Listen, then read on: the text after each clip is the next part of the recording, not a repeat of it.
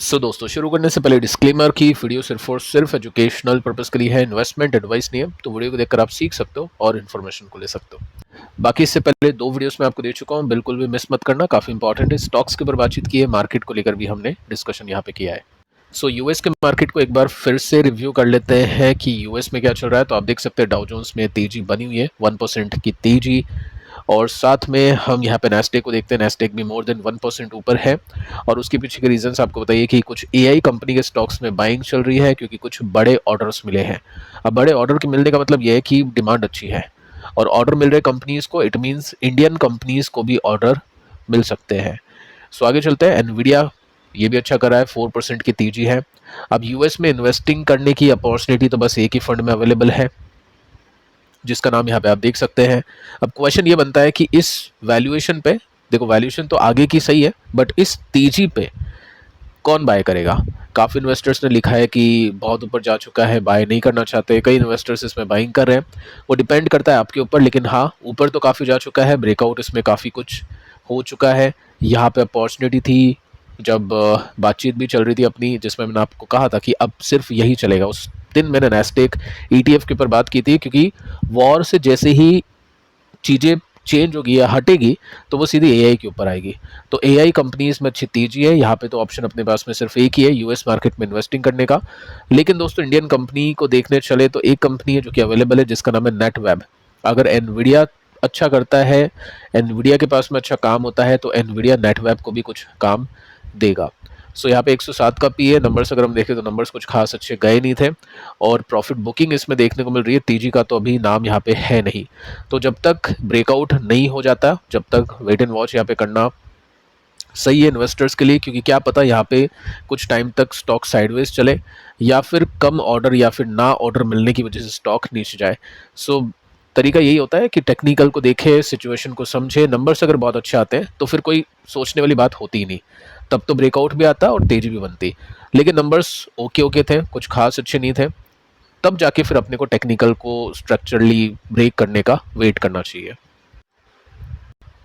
ये सिचुएशन थी दोस्तों एआई कंपनीज को लेकर, यूएस मार्केट को लेकर। अब बात करते हैं इंडियन कंपनीज को लेकर। कुछ कंपनीज है, Q4 के नंबर्स अनाउंस हुए हैं, काफ़ी इंटरेस्टिंग नंबर्स है।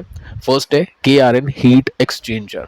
अब इसको भी एआई कंपनी के रूप में देख सकते हैं, क्योंकि डेटा सेंटर में जो कूलिंग फैसिलिटी प्रोवाइड करती है वो ये कंपनी करती है। इसका क्लेम है कि हम अगले 2-3 साल में मैक्सिमम मार्केट कैप्चर हम यहाँ पे करने वाले हैं इंडिया का। साथ में एक्सपोर्ट भी कंपनी कर रही है।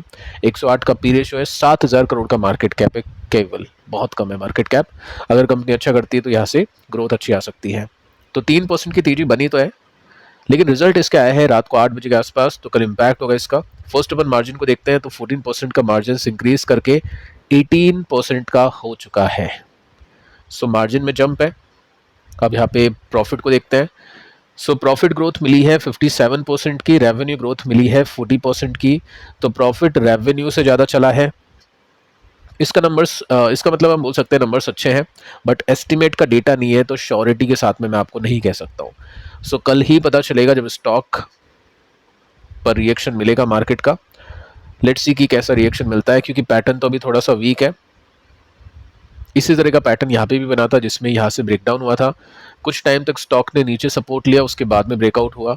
यहाँ पे एक ब्रेकडाउन हुआ है। देखते हैं कुछ टाइम तक स्टॉक नीचे सपोर्ट लेकर यहाँ से ऊपर जाता है या फिर यहीं से तेजी मिलती है, क्योंकि कल पता चलेगा कि रिजल्ट मार्केट को कैसे लगते हैं। साथ में कल कॉन कॉल भी होगी, तो उसमें भी कुछ अपडेट्स मिलेगी अगले कुछ क्वार्टर्स के लिए, तो वो भी सुनना काफ़ी इंपॉर्टेंट हो जाएगा। इसके बाद में नेक्स्ट कंपनी है जेजी केमिकल। केमिकल में कुछ ही कंपनीज है जो टिक रही है अपने सपोर्ट पे, सपोर्ट टूट नहीं रहा है। उसमें से एक कंपनी ये भी है। 1% की तेजी बनी, मार्जिन थोड़े से कम हुए, 8 का 7% हो चुका है। ग्रोथ की बात करें तो नेट प्रॉफिट जस्ट 19% के साथ में बढ़ा है, लेकिन रेवेन्यू ग्रोथ 27% का ही है, क्योंकि प्रॉफिट के मार्जिन इसके कम हुए हैं। स्टॉक चल चुका है ऑलरेडी 41% अपने सपोर्ट से। तो इतनी तेजी आने के बाद में ऐसे रिजल्ट आते हैं तो चांसेस यही होते हैं कि तेजी बनी रहे, ये वही काफ़ी है। लेट्स सी कि कल कैसे रिएक्शंस यहाँ पे आते हैं। इसके बाद में GRSE गार्डन रीच, इसको भी देखते हैं। 5% स्टॉक गिरा आज के दिन। शाम को 7:36 पर इसके रिजल्ट आए हैं। चेक कर लेते हैं कि कैसी ग्रोथ आई है। तो फर्स्ट कंपनी की जो सेल्स है 29% के साथ में बढ़ चुकी है। क्यू ऑन क्यू बेसिस पे भी जंप है, वाइन बेसिस में भी जंप है। और उसके साथ में हम नेट प्रॉफिट को देखने चले तो 24% के साथ में इंक्रीज कर चुका है। क्यू ऑन क्यू बेसिस में भी जंप है और वाइन बेसिस में भी जंप है। अब ये जो रिजल्ट होने ना काफ़ी कॉम्प्लेक्स होता है, क्योंकि हर कंपनी के हिसाब से रिजल्ट एस्टिमेट के हिसाब से देखना होता है, क्योंकि किसी कंपनी के पास में ज़्यादा ऑर्डर है, किसी के पास में कम ऑर्डर है, किस कंपनी के ऑर्डर को फुलफिल होने का क्या टाइम है, ये एनालिस्ट को पता है, तो मार्केट ही आपको बताएगा अच्छे से, क्योंकि आप एस्टिमेट का डेटा नहीं है। फिलहाल स्टॉक यहाँ से निकल चुका है। ये गिरावट थोड़ा सा बता रही है कि इनसाइडर ने पहले ही माल बेचा, हो सकता है इनसाइडर को लग रहा होगा कि नंबर्स अच्छे नहीं है। सो चेक करते हैं, अगर ये ब्लू लाइन बची रह गई तब तो ठीक है, लेकिन यहाँ से अगर ये ब्रेक डाउन कर गया तो फिर हम बड़ी गिरावट की एक्सपेक्टेशन यहाँ पे करेंगे। इसके बाद में पीएनजी ज्वेलर को भी देख लेते हैं। ज्वेलरी कंपनीज की सिचुएशन कुछ खास अच्छी है नहीं।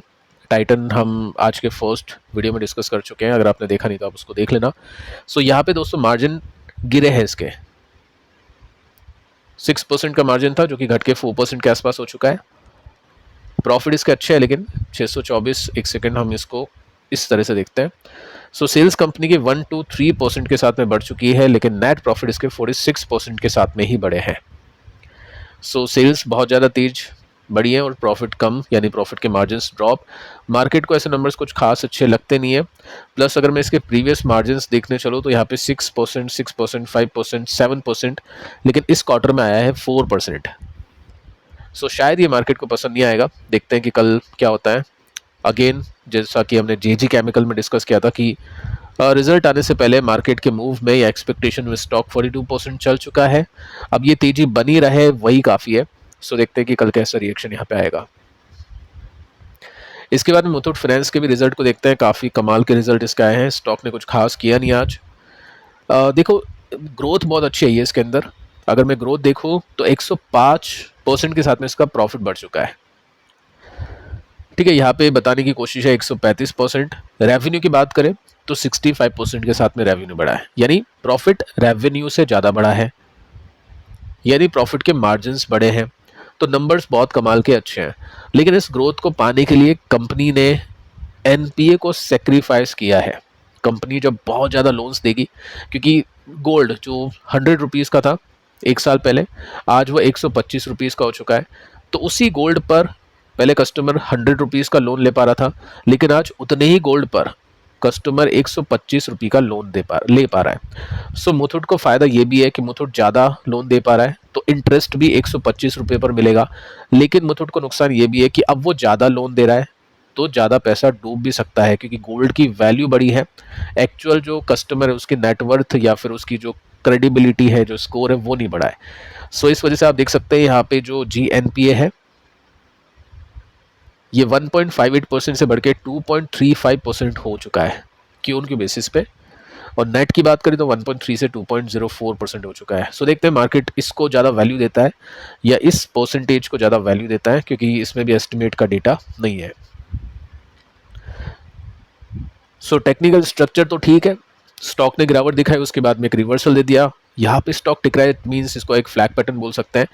सो अगर कल स्टॉक 4% से ज़्यादा ऊपर जाके बंद होता है तो टेक्निकली इसको ब्रेकआउट माना जाएगा वीकली चार्ट पे, और वो अच्छा सिग्नल होगा इस स्विंग को कंप्लीट करने का, या फिर इस स्विंग को कंप्लीट करके भी आगे बढ़ने का। सो कल ये देखना पड़ेगा कि 4% से ऊपर यानी 5%, 6% के आसपास की तेजी मिलती है इसको या फिर नहीं। सो फिलहाल दोस्तों इस वीडियो में इतना ही। पिछले 2 वीडियोस को आप जरूर से देख लेना। मिलता है नेक्स्ट वीडियो में, तब तक के लिए बाय बाय।